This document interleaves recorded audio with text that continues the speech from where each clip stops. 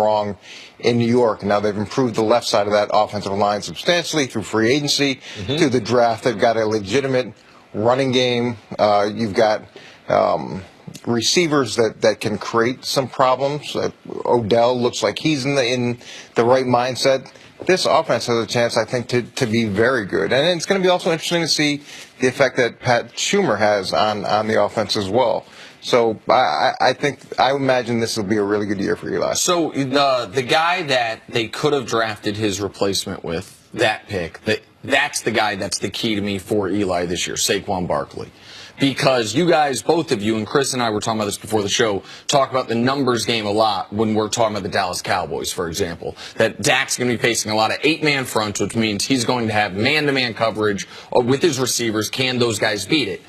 You can't, unless I don't have the numbers quite right. I don't know how you can play an 8-man front if Odell Beckham's on the field. Unless you're fine with single covering Odell. Or you could, Chris, you were trying to describe the way you could theoretically double Odell, but only if you have double tight end, single back. 4-3, and you play cover 2.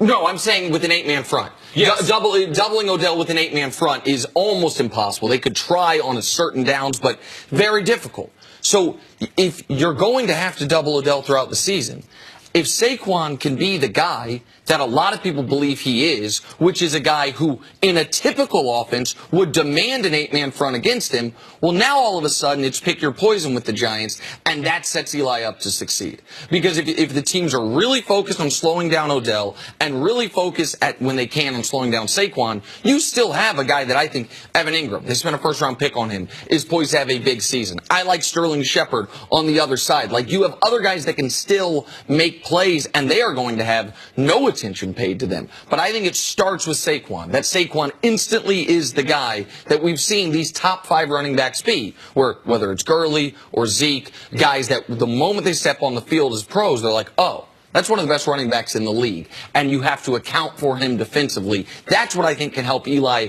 more than anything this year. Yeah, I think Saquon is a dynamic player, but running backs don't necessarily force you into a 7 or 8-man box. It's the offensive line. That's the reason why, because you get so many holes. They're getting to the second level, and coach feels, I got to put an extra guy in the box. So as we talk about Barkley, yeah, he's important. But let's look at Todd Gurley's rookie year. Sensational. What about his sophomore season? Not good. Offensive line wasn't good. Then they went out and got Whitworth from Cincinnati. He solidified their offensive line, and then he's back on MVP candidate. So you can't talk about Barkley without talking about that offensive line. And the offensive line concentration should be from the center to the right guard and to that right tackle. They got problems there. And until they solidify that, as far as Pat Shermer, are they going to be able to be physical on that side to be able to create that 7-man box? Like, that's what they're going to have to do. But that offensive line, that they will determine if that pick was the right pick. And can they come off the ball and be physical? Can you just talk a little bit about Eli Manning's trajectory a little bit? Was last year sort of an outlier year because of everything that went wrong? Or do we generally see quarterbacks that have a bad year turn around at this age and have a great year again? I mean, how do you game plan how he's going to be? Well, Chris brought up the right side of the line, and that still needs some improvement. But there are so many holes on that offense last year that they've addressed a lot of them. Getting Odell back, and he can be the player that he hopes he can be, and the Giants hope they can be. Getting a legitimate running back, being able to fix the left side of the offensive line, having a tight end that can affect the middle of the field. They've fixed a lot of those holes. They haven't fixed all of them. There were so many issues. It was hard to really address one. And you plug one, water shooting up over here. Yeah, and it just becomes a situation where you're managing it. So it's not as if we're trying to determine where Eli is going to be after that season. It's what were we thinking about Eli Manning maybe before last season, if the Giants had been healthy. Any team that we see have that year with the types of injuries they're going to have, it's not old age. It's a matter of, it's go time for Eli. We know he's won 2 Super Bowls, but right now the franchise, they need him to play at a level that he hadn't played at the last couple years. Well, let's also add in the fact that the defense wasn't very good. The defense, they spent a ton of money on. They expected a lot of really good things from it. But the Giants were behind in a bunch of games. So not only do you have problems, but now you're limited in what you can do because you're chasing points. So it's not even like you can maintain the balance between run and pass.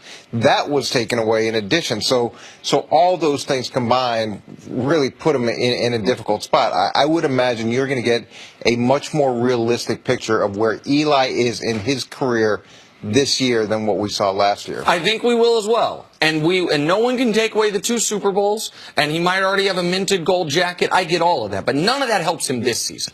And Coach, you're the one who taught me this. For these top flight quarterbacks, you don't get to have everything perfect. He's got one of the best wide receivers in football. He's got, I think, going to be one of the best running backs in football. Got a first-round pick at tight end. Got a high draft pick at the other wide receiver position. Got the highest paid left tackle in the league. Got a second-round pick at left guard. Like, okay, the right side of your offensive line has problems for this season.